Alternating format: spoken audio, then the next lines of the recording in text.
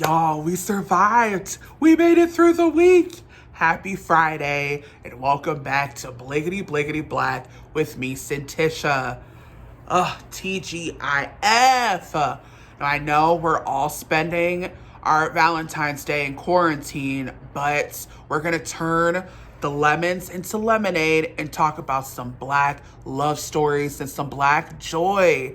Now, some of these are like embedded in my DNA because they were on heavy rotation in my household, and my family was just obsessed with them. So I know them like the back of my hand, my black little hands. First things first, love and basketball.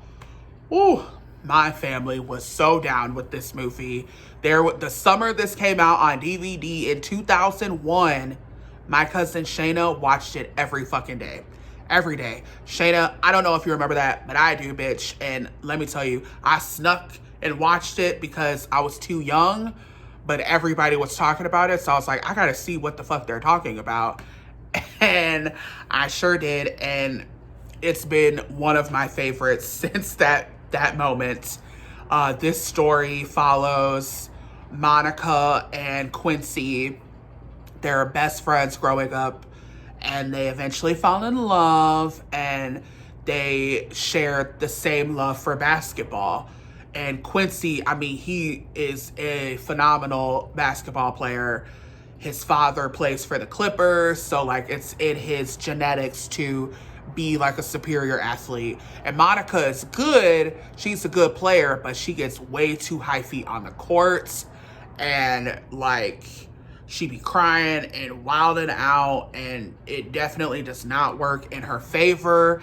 And you know, Monica always resonated with me because I used to, as a child, I was such a fucking sore loser. Like, I'd be crying, throwing shit, like, so she was a deep cut for me. And it's kind of about their relationship evolving from kids to, you know, adults and their careers. And, you know, this was one of the first stories that I saw like a Hollywood movie where it wasn't like a picturesque ending, you know, and it showed me, you know, that you can love someone and be a part of their journey, but like just because you don't end up together doesn't mean that you know, don't appreciate that time that you had together and still have love for that person. And I mean, it still holds up. It's so good. And it just, even watching it like recently, it just took me back to that time, a simpler time.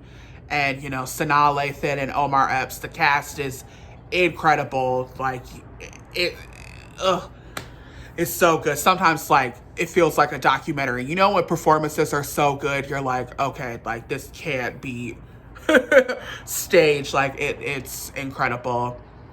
Another story that my mom was obsessed with, and therefore, you know, I snuck and watched it as well because I was too young. Love Jones.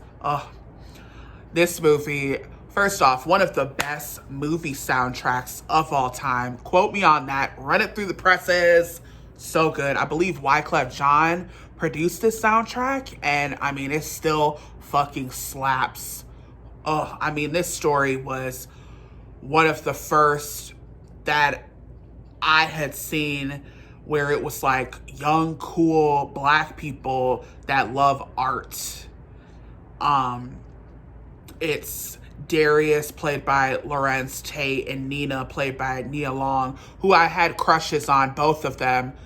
I mean, they were two of the biggest black stars of the 90s. And, you know, Darius is a writer and Nina is a photographer. And photography was something like very like new to me. I was like, what? Like, I didn't even know that could be a career until I saw this movie and seeing like two black people do this, and like they bond over their love of photography and movies and music. Like, music is such like a vocal point of the story, and just seeing that on screen for the first time, like, talk about representation matters. Like, it showed me that Black people can do all of these things. We can be artistic and do this for a living. And, you know, their love story, Nina decides like she wants to pursue her career in New York while Darius is in Chicago. And, you know, it shows like the trials and tribulations, like real Black love. And it still holds up. It still holds up. And another one, and this is a newer love story, The Photograph. This movie is so good. It is slept on, but holy shit, it is so good. Lakeith Stanfield plays Michael, and he is a journalist doing life post-Katrina. And he meets May, who's played by Issa Rae, and she's grieving the loss of her mother. And, you know, it's telling the story about her mother in the past, and also like all of the photographs. And her mother's story is tied to the present, and it's like, oh my God, it is fucking slept on, but damn, this movie is so good. Holy shit.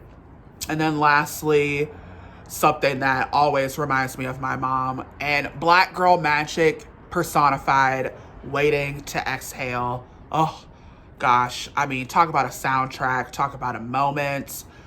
If you know the scene with Angela Bassett lighting his shit on fire in that car and walking away like a boss-ass bitch. Oh my God, I think that Waiting to Exhale walked so Insecure could run. You know what I mean? Like, this cast, we got Angela Bassett, we got Loretta Devine, we got Layla Robbins, and we got Whitney Houston. I mean, that's just the ladies, okay? That's just the ladies. This movie, you know, it's women dealing with their relationships with their lovers, and also them helping each other get through it together.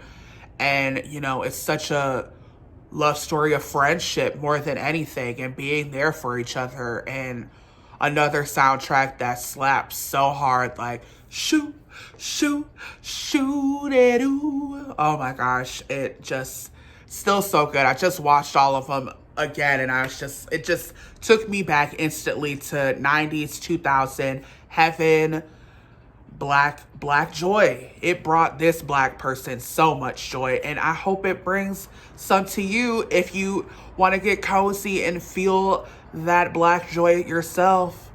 Thank y'all for watching Bliggity Bliggity Black today. Have a drink, unwind, chillax, and I will see y'all very soon.